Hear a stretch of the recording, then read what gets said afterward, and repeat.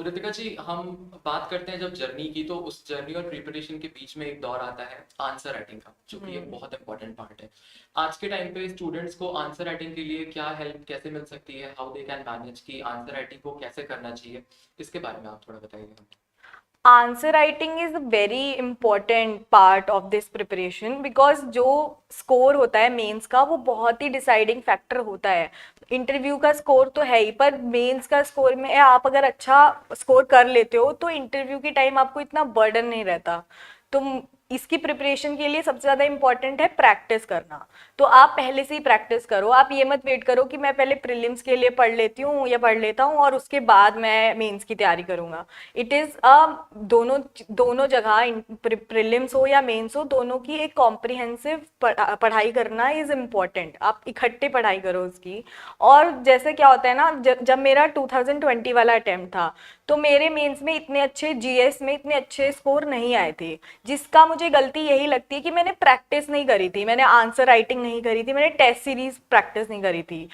आप जब 3 घंटे बैठकर लगातार वो 20 क्वेश्चंस लिखते हो ना, तो उसकी जो आपके अंदर जो कैपेबिलिटी है आंसर करने की जो जनरेट होती है वो बहुत ज़्यादा इंक्रीज हो जाती है। और वहीं आप अगर अभी मैंने 2 क्वेश्चन लिख लिए और उसके बाद मैं घूमने चला गया और फिर उसके बाद बैठ के तीसरा क्वेश्चन लिख रहा हूँ, वो करते हैं तो उससे इतना फायदा नहीं होता। क्योंकि वहां पे आपको लगातार बैठकर लिखने हैं वो 20 क्वेश्चन। तो आप लगातार प्रैक्टिस करो तो ही मुझे लगता है बहुत ही अच्छा उससे इम्पैक्ट पड़ता है। प्लस इसमें कंटेंट तो है ही, उसके साथ साथ प्रेजेंटेशन भी बहुत मैटर करती है। मतलब आपको डायग्राम्स, मैप्स, इन सब का यूज़ करना, फ्लो चार्ट का यूज़ करना बहुत इंपॉर्टेंट है। क्योंकि सब ही वही बातें लिख रहे हैं, लेकिन आपका कंटेंट दूसरे से कैसे अलग होगा वो आपकी प्रेजेंटेशन और आप किस तरीके से उसे लिख रहे हो उस पर डिपेंड करता है। तो ये भी बहुत ज़रूरी है। और कंटेक्चुअल क्लैरिटी होना, आपका ऐसा नहीं है कि आपसे पूछा कुछ जा रहा है और आप लिख कुछ और रहे हो। तो अगर आप ऐसा करोगे तो एग्जामिनर आपको मार्क्स देगा ही नहीं। आपको वही लिखना है जो आपसे पूछा जा रहा है। तो मुझे लगता है ये सब चीज़ें फॉलो करने से काफ़ी फायदा होता है। प्रीलिम्स की बात हमने कर ली, हमने मेंस की बात कर ली, आंसर राइटिंग की बात हो गई। The most important thing is interview, और आपने भी कहा आपका ये थर्ड इंटरव्यू था, आई गेस। तो इंटरव्यू को लेकर के वो जो एक पैनल प्रेशर होता है, हाउ टू हैंडल इट। और इंटरव्यू में जाने के बाद इट्स टाइप ऑफ बहुत चीजें र्यूमर में है कि बहुत का सवाल पूछते हैं कि सेब रख के सर, वो बहुत सारे आजकल तो र्यूमर्स भी हैं। तो व्हाट इज योर, क्या आपका एक्सपीरियंस रहा उस वक्त पे, एक्सपीरियंस के टाइम पे, आपका इंटरव्यू के टाइम पे, जो आप शेयर करना चाहती हो, और एट द मोमेंट जहां आपको लगा हो कि this was the most favourable moment for you in interview, उसके बारे में हमें बताइए। जैसे मैंने बताया कि मैंने काफ़ी इंटरव्यूज़ दिए हैं यूपीएससी के, तो मेरा हर इंटरव्यू में एक अलग एक्सपीरियंस था। हर बोर्ड के साथ आपका एक अलग एक्सपीरियंस होता है। पर वो जो इंटरव्यू वाला डे है वो एक मेमोरेबल मोमेंट होता है, आप भूलते नहीं हो कि वहाँ पे क्या क्या हुआ। जब फर्स्ट टाइम मैंने इंटरव्यू दिया था तो मैं बहुत नर्वस हो गई थी, क्योंकि कुछ डॉक्यूमेंटेशन एरर्स हो गई थी मेरी, तो उसकी वजह से मैं बहुत नर्वस हो गई थी। और मुझे ऐसा लगता है अगर मैं वो ना होती तो शायद मेरे और थोड़े मार्क्स इंक्रीज हो जाते। तो पहली चीज़ तो मैं यही कहूँगी कि जो भी जाए, अगर आपको कोई डॉक्यूमेंट्स में प्रॉब्लम आ रही है, वो आपको कुछ डॉक्यूमेंट्स में प्रॉब्लम बताते हैं, तो आप उसको बैठकर सोचने मत लगिए उसके बारे में। वो चीज़ें सॉर्ट आउट हो जाती हैं बाद में। आप अपने इंटरव्यू पे फोकस करिए और काम रहिए। काम रहना is very important in this interview process. Whole journey. हाँ, whole whole journey. Journey and interview also. So और फिर उसके बाद प्रैक्टिस भी बहुत इंपॉर्टेंट होती है।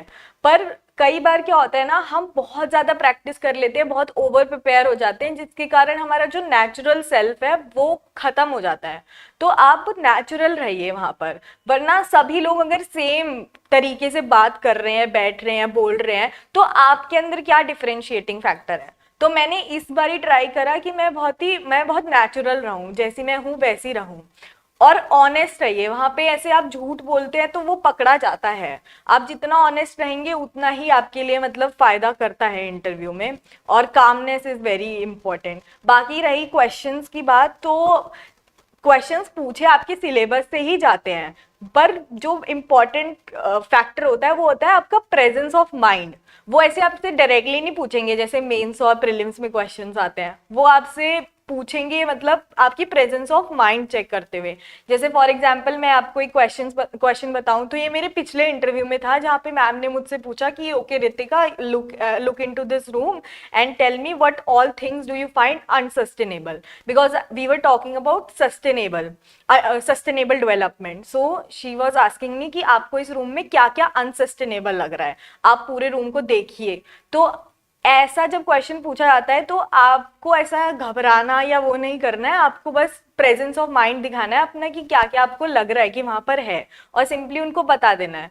तो ये सब चीजें चेक होती हैं। बाकी वो एक कन्वर्सेशन होती है आप सब लोगों के बीच में, जो भी वहाँ पे पैनल मेंबर्स होते हैं सब बैठे होते हैं। मेरा इस बार का इंटरव्यू एक्सपीरियंस काफ़ी ही काम था, और बहुत ही अच्छी तरीके से, बहुत ही जो इंटरेक्शन थी मेंबर्स के साथ बहुत अच्छी थी। मतलब वो लोग बहुत ही अच्छी तरीके से क्वेश्चन पूछ रहे थे, मुझे कुछ नहीं आ रहा था तो वो सामने से मुझे उसका आंसर भी बता रहे थे और मेरी हेल्प भी कर रहे थे।